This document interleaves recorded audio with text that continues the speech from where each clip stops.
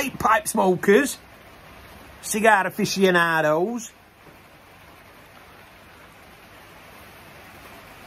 Monday.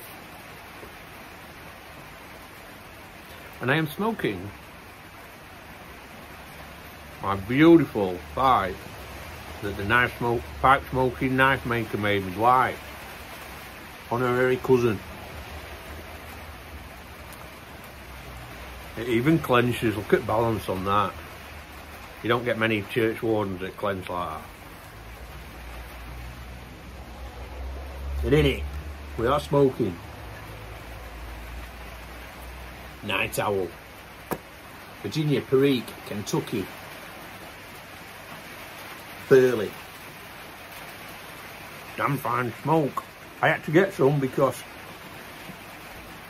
Ethan said it were good, parsimonious. Stovepipe Donny said it were good. My other mate said it were right good. So I got a tin. It's alright.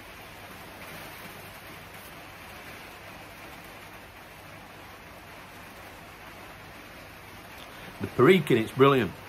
And I do think, aged, it'll be absolutely brilliant. So I reckon with a year of age on it, chucked in a jar. I don't get why it's called Night Owl though, because I think it'd be a great summer blend. For me anyway. But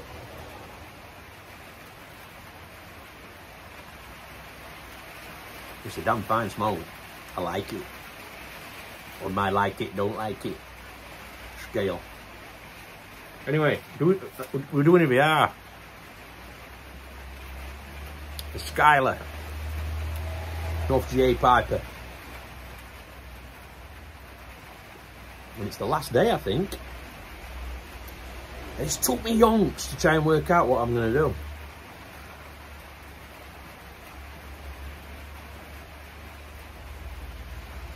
So I'm going to do this. Now, I don't actually live there. But it's not too far away. A place called Austerfield. A little villagey hamlet in Yorkshire. Now, when we were kids,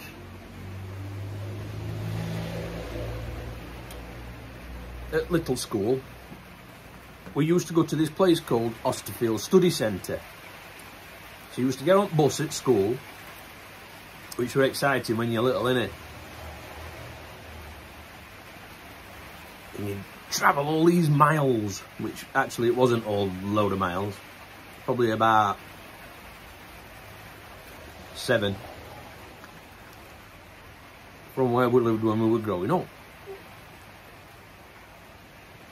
It was exciting.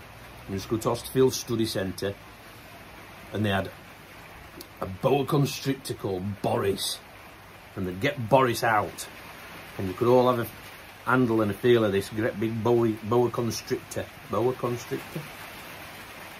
Great big snake. And they had other things, but I can't remember what. They'll have had like hedgehogs and stuff like that. But you used to go into it back and you'd go for a walk round woods and sand quarry and stuff, and you'd find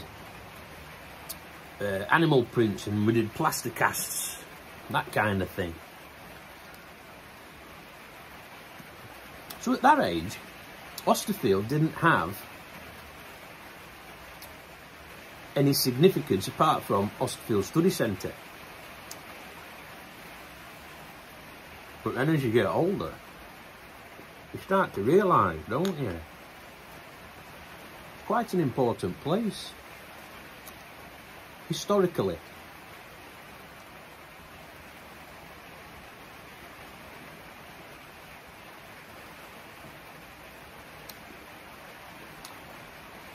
My editing skills are absolutely pathetic. However, what I'm going to do at this point now is throw in some photos. The first one will be Austerfield Study Centre. The second one will be And I'm trying to remember this from memory, because they're in here somewhere. St. Helena's Church. Some significance there.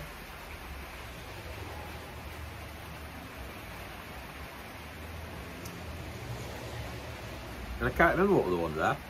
They might be on this as well. Yes. Oh, yeah. There'll be some gravestones. Because you might have sussed who we're talking about now, those that know about history. William Bradford.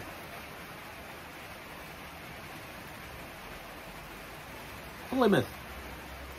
The Mayflower. Yeah. Quite historically important, I would have thought. The Pilgrim Fathers.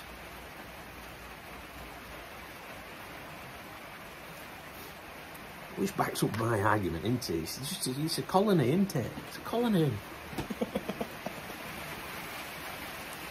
We give you everything you've got. Try. Now, St. Helena's Church, excuse me, bit of backer. That's where William Bradford was baptised. So I took them photos on with my high-class editing skills. And then we'll have another little chat. Back in a minute.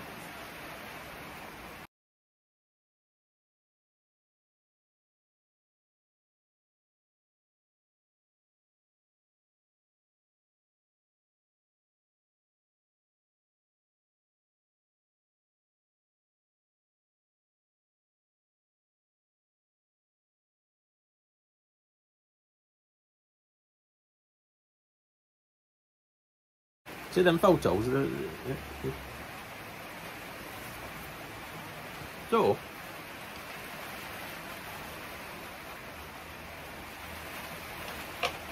here's zero. William Bradford.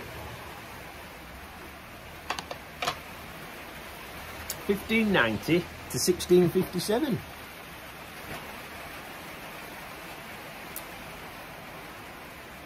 Potentially, I'm going to bore you to death with a bit of reading now.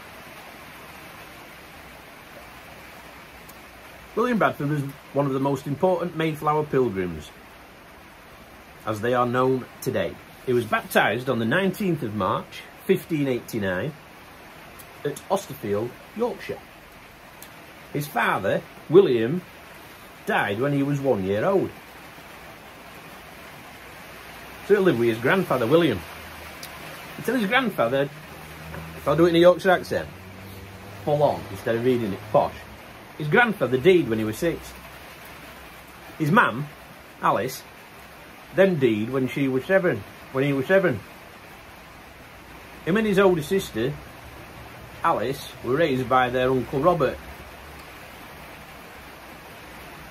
Bradford in the manor house of Austerfield.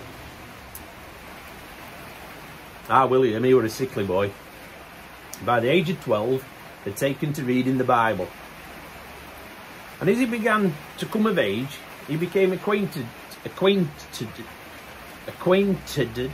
it's like saying aficionado, that, isn't it? Acquainted with the ministry of Richard Clifton and John Smith, around which the separatist churches of the region would eventually form around 1606. They used to meet secretly to avoid persecution, as they were in great danger.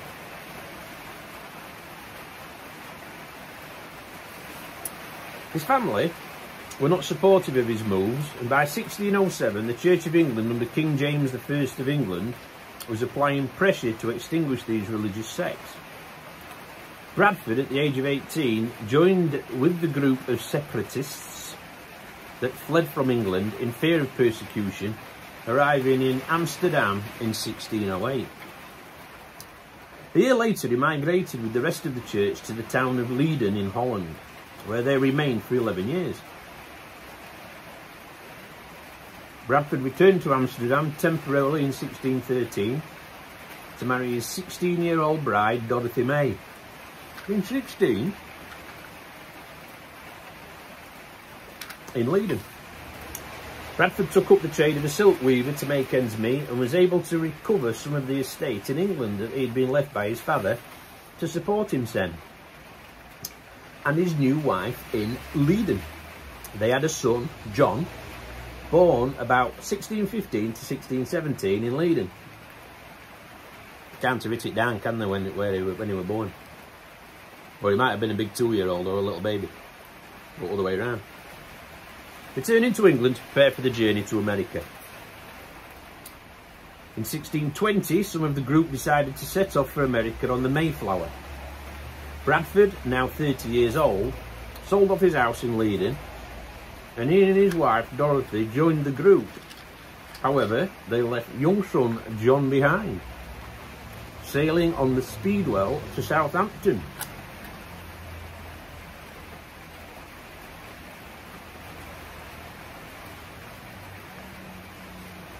I hope you're all still sitting comfortably.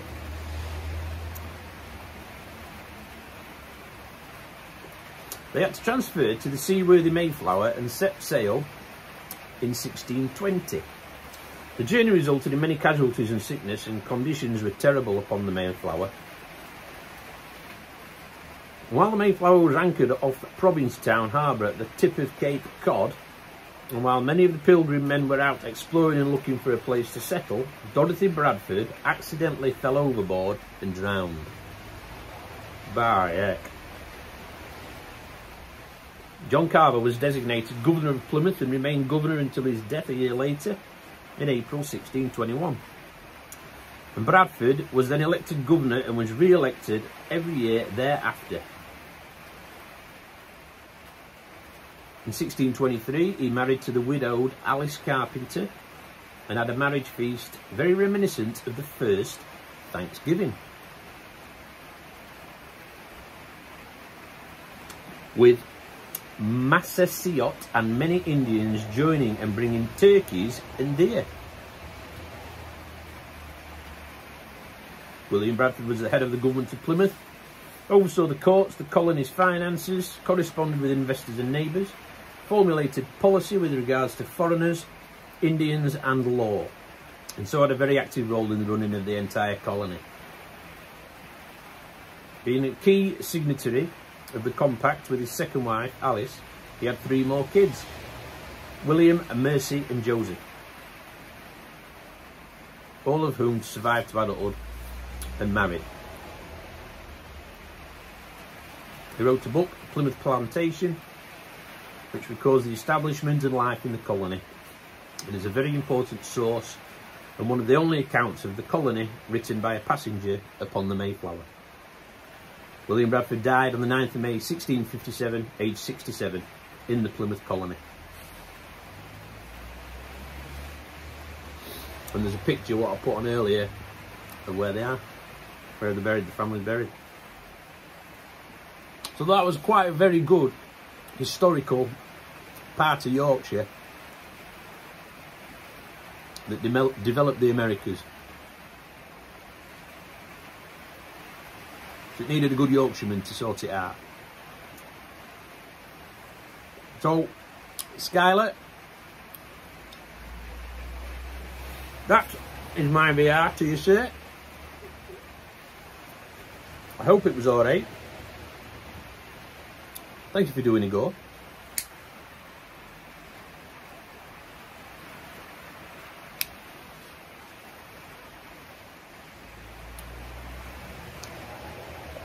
And thank you for your channel.